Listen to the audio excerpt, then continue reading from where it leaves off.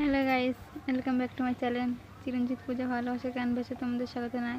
তাও একটা রেসিপি নিয়ে চলে এসেছি তোমাদের কাছে। তো আজকে মা বানাবে আনারসের চাটনি। তো চলো তোমরা দেখতে থাকো। এই দেখো তোমাদের কাছে নিয়ে চলে এসেছি আনারসের চাটনি বানাবো।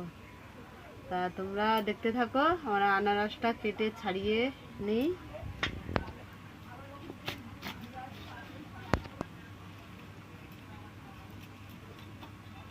আনারসটা আমরা কেটে ফেলেছি, এই দেখো। তো ছাড়িয়ে নেব। আনারসটা খুব ভালো করে ছাড়াতে হয়।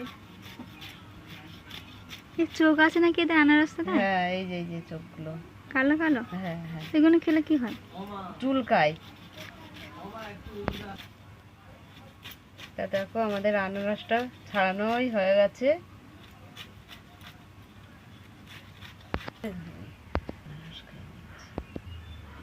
আনারসের এই বুকটা ছেটে ফেলবো।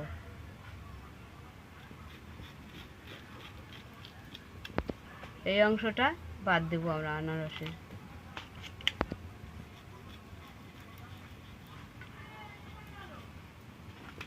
তো আনারসটা আমরা ঘষে নেব এবারে।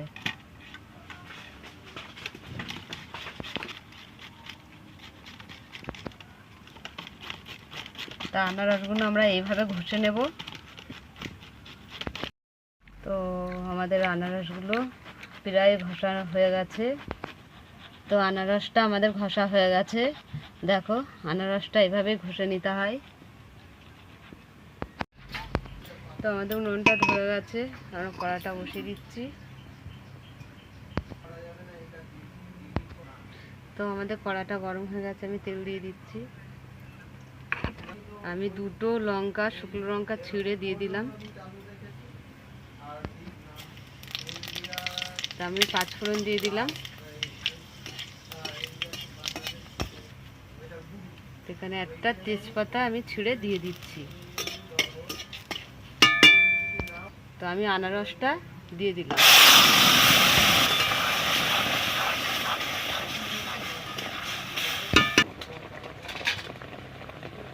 তাই আমি আনারসটা ভালো করে কষে নিচ্ছি। তা আনারসটা আমরা খালি একটু সিদ্ধ করে নেব। আর এখানে আমি কাজু বাদাম কিশমিশ দিয়ে দিলাম। সিদ্ধ হয়ে গেছে। তো আমি এখানে এই জলটায় আনারস থালাটা ধুয়ে জলটা দিয়ে দিলাম।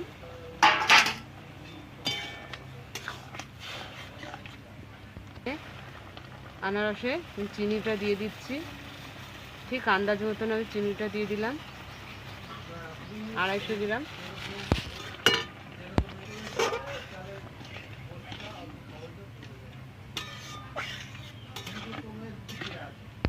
তা আমি সামান্য আনারসে নুন দিলাম।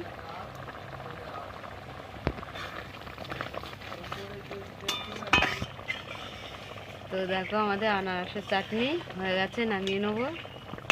দেখছো কালারটা কত সুন্দর এসছে, বাসন্তী কালার। বাতাসা দিলে কালারটা আরও সুন্দর আসতো। আর চিনি দিয়েছি। তো আমরা নামিয়ে নিচ্ছি।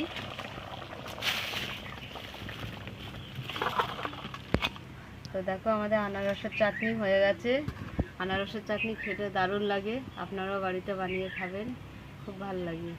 তা তোমাদের কেমন লাগলো বলো, ভালো লাগলে লাইক কমেন্ট শেয়ার করে দেবে, সাবস্ক্রাইব করে দেবো। আজকের মতন টাটা।